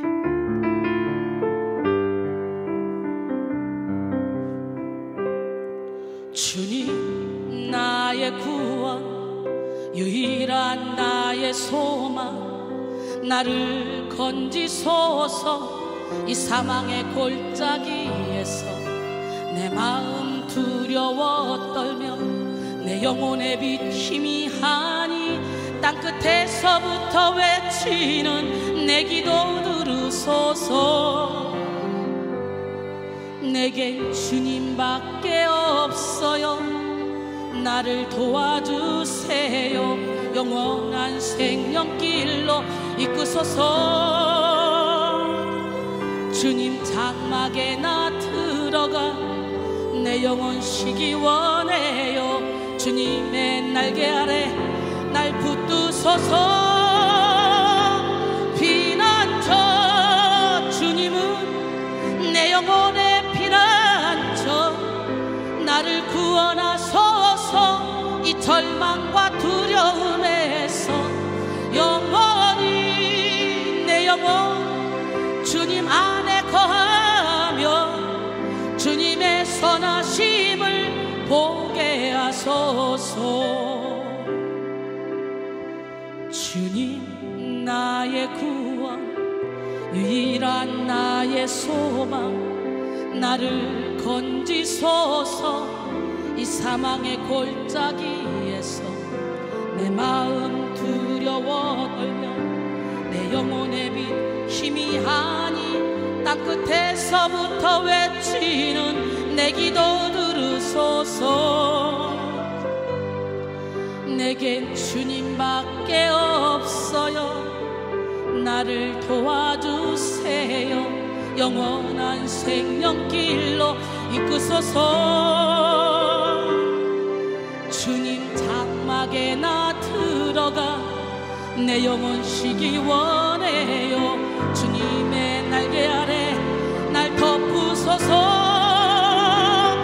피난처 주님은 내 영혼의 피난처, 나를 구원하소서. 이 절망과 두려움에서 영원히 내 영혼 주님 안에 거하며 주님의 선하심을 보게 하소서. 피난처 주님은 내 영혼의 피난처, 나를 구원하소서. 이 절망과 두려움에서 영원히 내 영혼 주님 안에 거하며 주님의 선하심을 보게 하소서. 여러분의 인생이 벼랑 끝에 서 있다고 생각될 때 주님은 그때 손 내밀어 주셔. 그때야 독립적인 여러분의 힘을 빼고 주님을 피난처로 삼기 때문에 주님이 일하실 수가 있는 거예요. 여러분의 인생에 겨울이 올 때, 날이 저물어갈 때, 빈손으로 걸을 때, 그때가 하나님의 때입니다. 오늘 시간에 가난한 심령으로 주님을 만나는 시간이 되길 원합니다.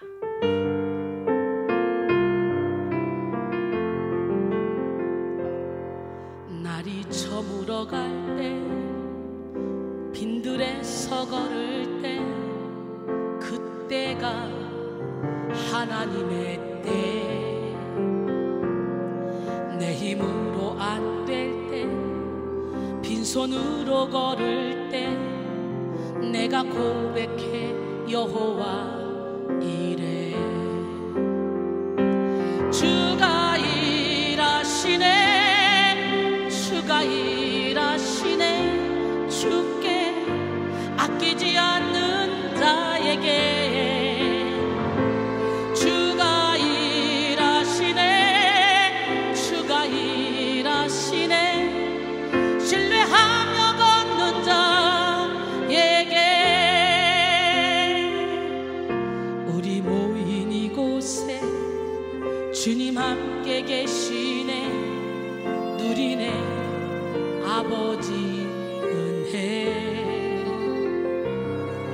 적은 떡과 물고기 내 내 모든 걸 드릴 때 내가 고백해 여호와 이래. 주가 일하시네, 주가 일하시네. 주께 아끼지 않는 자에게 주가 일하시네, 주가 일하시네. 신뢰하며 걷는 자에게, 신뢰하며 걷는 자에게.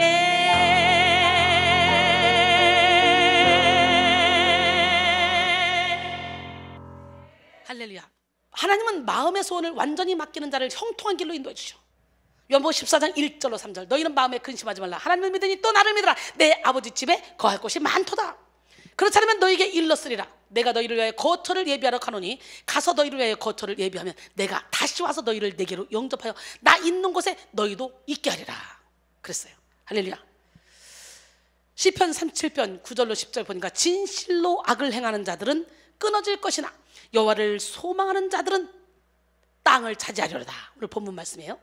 잠시 후에는 의인이 없어지리니 내가 그곳을 자세히 살필지라도 없으리로다. 그랬어요. 오늘 본문 9절에서 10절 이 말씀에서는 여호와께 완전히 자신의 삶을 맡겨드린 자의 결말을 보여주고 있죠. 정말로 마음의 소원을 이루며 살아가고 싶다면 하나님을 의지해야 돼요. 주님만으로 기뻐할 수 있는 믿음을 얻기를 위해서 치열하게 내 안에 있는 어둠과 싸워야 돼. 다른 이들의 형통과 성공을 부러워하거나 비교하거나 질투하고 시기하지 말고, 불평하느라고 시간 낭비하지 말고 좀 더 확실한 방법으로 마음의 소원을 성취하는 여러분 되기를 원합니다. 내 안에 거와 싸워야 돼. 적은 멀리 있는 게 아니야. 내 안에 있어. 환경이 문제가 아니야. 요셉 봐. 그렇게 억울한 일을 연거푸 당해도 요셉은 끝까지 코람데오의 삶을 살았어요. 그래서 총리 대신까지 됐잖아. 마가복음 7장 21절로 23절. 속에서 곧 사람의 마음에서 나오는 것은 악한 생각, 곧 음란, 도둑질, 살인, 간음, 탐욕, 악독, 속임, 음탕, 질투, 비방, 교만, 우매함이니 이 모든 것이 다 속에서 나와서 사람을 더럽게 한다는 거예요. 그렇게 하나님의 뜻과 합한 삶을 살다 보면 내 소원이 하나님이 내게 원하시는 것으로 자연스럽게 점차 바뀌어지게 됩니다. 내가 바라는 것과 하나님이 바라는 것이 같아지는 기적을 만나게 되죠. 나의 품은 뜻이 점점 주의 뜻과 같아지는 역사가 일어납니다. 우리의 시선이 육적이고 세속적인 티를 벗지 못했을 때는 하나님의 뜻을 이루며 살아가는 것이 전혀 우리 마음의 소원과 다른 것이라고 여겨질 수 있습니다. 그런 삶이 따분하게 느껴질 수도 있습니다. 하나님 안에서의 영혼이 회복되고 나면 그 삶이 가장 풍요롭고 행복한 삶이라는 것을 알 수가 있는 거예요. 1904년 영국 국왕 에드워드 7세는 구세군을 창설해 가난한 사람들에게 희망과 용기, 복지 혜택을 준 윌리엄 푸드를 왕실로 초청해서 격려했습니다. 왕은 격려 끝에 그대가 원하는 것이 무엇입니까? 왕으로서 할 수 있는 일은 다 해주겠습니다 라고 했어요. 그러면 여러분 뭐라고 할 것 같아? 저는요 다른 거 없어요. 영혼 살리게 이 영혼들을 내게 붙여주시고, 기도원에 700용사 같은 용사들 붙여주시고 700개 성전 세워서 마음껏 사역하게 해주세요. 나는 단 하나의 그거. 윌리엄 부스가 겸손한 목소리로 말했습니다. 국왕폐하, 제가 바라는 것은 한 명의 영혼이라도 더 구원하는 것입니다. 이것만이 저의 희망이요 야망입니다. 저하고 똑같죠? 그리고 저의 최대한 기쁨입니다. 여러분 저하고 똑같아요. 아우 지금 윌리엄 부스는 좀 날 만날 거예요. 좀 천국 만날 수 있겠지. 그렇게 하나님 안에서 만족을 누릴 수 있을 때 하나님은 영적 소원도 이루어 주시고 우리가 생각했던 인간적인 소원들도 다 주님 안에서 이루어 주십니다. 받을 그릇이 준비되기 때문이죠. 마음의 소원을 품는 것은 좋은 것입니다. 그러나 하나님은 우리가 소원을 위한 삶이 아닌 하나님을 위한 삶 속에서 모든 소원을 이루길 원하십니다. 오늘 본문 9절에서 진실로라는 말로 번역된 말은 모든 일의 결말을 의미하는 키라는 말입니다. 즉 1절에서 8절까지의 일들은 결국 끝에 9절 이하로 결말이 만들어질 것이라는 말이죠. 여호와를 소망하는 자라는 말은 개역 한글에서 여호와를 기대하는 자라고 번역되어 있어요. 여호와를 기대하는 자는 하나님의 공의와 보응을 참고 기다리는 자를 가리킵니다. 다윗은 하나님의 때를 기다리며 선을 행하는 자들이 하나님의 땅을 차지하게 될 것이라고 선언하고 있습니다. 여러분 하나님을 기대하십시오. 내 노력의 결말을 기대하는 것이 아니라 하나님을 완전히 의지했을 때 나타나는 결말을 기대하십시오. 하나님은 그분을 기대하는 자에게 결코 배신하거나 실망시키지 않으시고 하나님이 주신 상급을 누리며 살게 하십니다.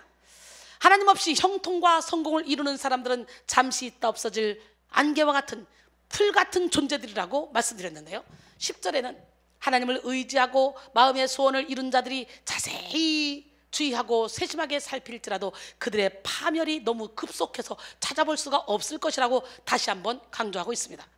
우리 인간의 눈으로 봤을 때는 당장에 내가 원하는 삶을 살아가는 사람을 보면 부럽고 대단해 보일 수 있습니다. 그러나 하나님은 우리의 마음의 소원을 이루어 주실 뿐만 아니라 그보다 더 큰 것을 예비하시고 지금 이 순간 우리의 중심을 하나님과 연합하도록 만들어가고 계십니다. 마음의 소원을 맡겨 드리십시오. 어차피 우리의 손으로는 결코 내가 원하는 삶을 이룰 수가 없습니다. 하나님 없이 나의 노력으로 만든다 해도 언젠가는 채소나 풀처럼 사라질 수 있는 불안함 가운데 살아가게 됩니다. 모든 집중을 나의 소원이 아닌 하나님께로 옮기시고 소원을 이루어주시는 하나님께 집중하지 못하도록 방해하는 모든 것을 물리치시기를 바랍니다. 하나님은 우리를 정오의 빛처럼 밝게 빛나도록 만들어주실 줄 믿습니다. 결론적으로 오늘 우리는 마음의 소원을 맡기라는 제목으로 함께 은혜를 나눴어요. 하나님께 온전히 맡긴다는 것이 말처럼 쉽지는 않죠. 그러나 우리 인간은 소원을 이룰 능력이 없다는 걸 다시 한번 기억해야 돼. 이순이가 키를 한 자라도 할 수 있어? 없어. 이순이를 통해 수많은 사람들이 고침받고 자유를 누리지만 이순이가 한 게 아니야. 이순이 안에서 역사하시는 우리 주님이 하시는 거예요. 그러니까 오직 하나님께만 영광을 올려드려야 돼. 할렐루야. 자라나게 하시는 이는 하나님이야. 문제가 아니라 문제를 풀 능력이 없는 것이 문제야. 아무리 큰 문제라도 문제를 풀 능력만 있으면 우리는 눈 하나 깜짝하지 않고 문제를 풀 수가 있잖아. 먼저 마음의 소원을 맡기지 못하는 사람의 특징을 알아봤죠? 남의 형통을 시기하고 비교하는 사람, 내가 생각한 대로 되지 않을 때 그때 분노한다 그랬어요. 이어서 마음의 소원을 어떻게 온전히 맡기는지, 그리고 맡기는 자의 결말은 어떤지 오늘 본문 말씀을 통해 알아봤죠. 하나님은 마음의 소원을 완전히 맡기도록 적극적이고 확실한 대응책을 주셨어요. 또 하나님은 마음의 소원을 완전히 맡기는 자를 형통한 길로 인도하신다 그랬어요. 할렐루야. 사랑하는 성도 여러분, 오랫동안 품어오신 마음의 소원이 있으십니까? 저는 사역 시작하면서 몇 년 지난 후에 제자 양성이라는 소원을 품게 하셨어요. 2000년도부터 사역하면서 그때부터 21년 됐네. 그러니까 현금 서비스를 받으면서 내가 그동안 벌었던 모든 돈 다 투자하면서 제자 양성에 힘써 왔습니다. 야, 기대가 돼요. 우리 지금 MDB 졸업하고 THM 학생들 4명이죠. 또 이제 한 학기 끝나고 나면 다음에 박사 코스로 착. 그래서 여기서 계속 박사를 만들어서 앞으로 우리 백송 신학교를 만들어 진짜 하나님이 기뻐하는 영혼. 우리 교회는요 전국에서 오잖아. 전국에서 2당 1000명 10,000명짜리들이잖아. 영적 거장들. 여러분, 여러분의 마음에 소원이 있으십니까? 그것을 하나님께 던지십시오. 그리고 그 모든 소원을 이루어주시는 하나님을 경험하기를 주님의 이름으로 축원합니다. 저의 마음의 소원은 단 하나, 오로지 영혼 살리는 것. 그거밖에 없어요. 익은 곡식 거둘 데가 없는 이때에 누가 가서 거둘까? 우리 함께 찬양할까요? 그리고 하나님, 나도 영혼 살리는 소명을 허락하여 주시옵소서. 그 사명을 받고 달려가기를 원합니다. 그러기 위해서는 주님께 모든 걸 맡겨야 될 줄 믿습니다. 맡기게 해주세요. 그 고백이 여러분의 고백이 되기를 원합니다. 익은 곡식 거둘 자가 없는 이때에 누가 가서 거둘까? 내가 어찌 게을러서 앉아 있을까? 어서 가자 밭으로 보내주소서. 재단 숯불 내 입술에 대니 어찌 주저할까? 주여 나를 보내주소서.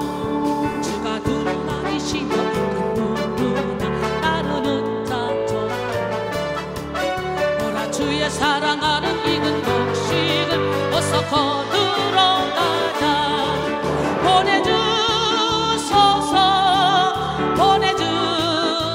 보내주소서. 재단 숯불 내 입술에 대니 어찌 주저할까? 주여 나를 보내주소서. 주가 나를 부르시니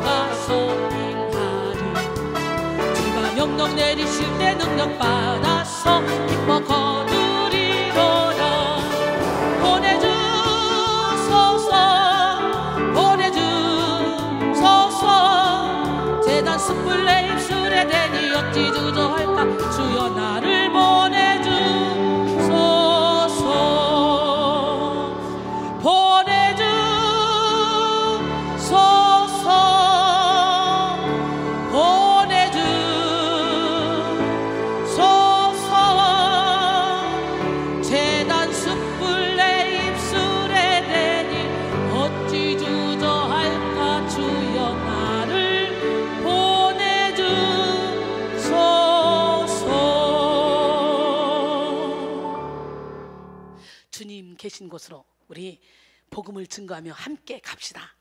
여러분의 인생에, 여러분의 영혼에 겨울도 지나고 비도 그쳤어. 이제는 우리에게는 돌아갈 고향이 있잖아.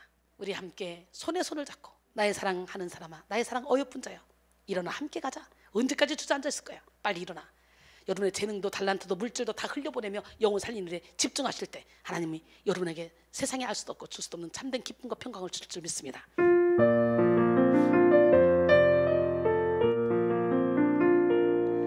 나의 사랑하는 사람아, 나의 사랑 어여쁜 자여, 겨울도 가고 비 그쳤으니 일어나 걸어가자. 우리 영혼의 동산에는 예쁜 꽃 피고 작은 새들 노래 부르니 나의 사랑 어여쁜 자여, 일어나서 함께 가자. 어디를? 주님 계시는 아름다운 곳,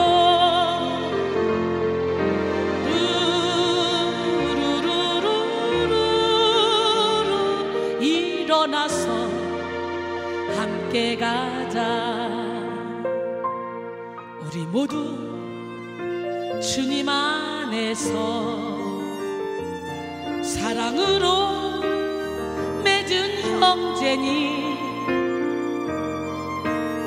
고난이 오고 시험 닥쳐도 손잡고 함께 가자. 우리 주님 우리를 향해 서로 사랑하라셨으니 우리 서로 사랑하며 손을 잡고 함께 가자. 두 손 들고 돌아갈 거야. 주님 계신 곳, 루루루루루, 손을 잡고 함께 가.